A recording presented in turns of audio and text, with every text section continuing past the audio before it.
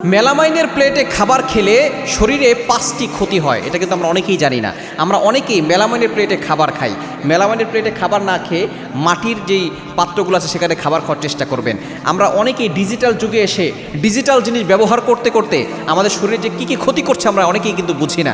এই যে দেখেন প্যাকেটজাত খাবার, চিপস, তারপরে চকলেট, বিস্কুট, এগুলো আমাদের সন্তানদের খাওয়ায়, কিন্তু দেখবেন এগুলো বানায় একেবারে এমন জায়গাগুলোতে এবং যেখানে মানুষ খাবার খাবে এর কোনো রুচি থাকে না, এমন জায়গা তারা এটা বানায়, এমন পরিবেশে বানায়, এবং সেগুলো খেলে ছোটো ছোটো বাচ্চাদের ক্যান্সার হওয়ার সম্ভাবনা রয়েছে।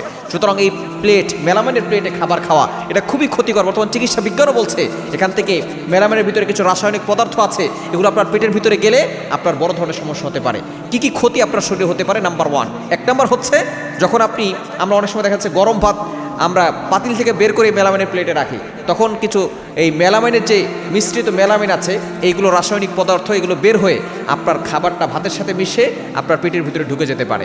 এই জন্য এই মেলামাইন যখন আপনার পেটের ভিতরে ঢুকবে তখন আপনার পেটে সমস্যা হবে। 1 নম্বরে আপনার পেটে সমস্যা হয়ে যাবে।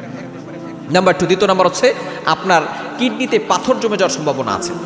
কিডনিতে পাথর জমে যাওয়া হচ্ছে ভয়ঙ্কর একটা রোগ। কিন্তু যদি ছোট পাথর হয় তাহলে তো বিভিন্ন পন্থায় বের করা যায়, কিন্তু পাথর যদি বড় হয় তখন তো অপারেশন করে বের করতে হয়। এই জন্য আপনি যদি এই মেলামাইনের প্লেটে খাবার খান কিডনিতে পাথর হওয়ার সম্ভাবনা রয়েছে।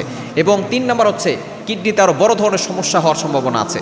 এবং 4 নাম্বার ক্যান্সারের ঝুঁকি পর্যন্ত হতে পারে। চিন্তা করছেন, আমরা এই মেলামাইনের প্লেটে কিন্তু আমাদের সন্তানদের খাবার দিই, নিজেরা খাবার খাই। এবং 5 নাম্বার আপনার গ্যাসের সমস্যা হবে, গ্যাস্ট্রিকের সমস্যা, বদহজমের সমস্যা, এগুলো যদি হয় আস্তে আস্তে কিন্তু আপনার বড় ধরনের রোগ আপনার পেটের ভিতরে বাসা বাঁধতে পারে। এজন্য মেলামাইনের প্লেটে খাবার না খেয়ে আপনি মাটির যে পাত্রগুলো আছে সেগুলোতে খাবার খাওয়ার চেষ্টা করবেন, তাহলে দেখবেন সুস্থ থাকতে পারবেন। কারণ সুস্থ থাকা হচ্ছে বড় একটি নিয়ামত।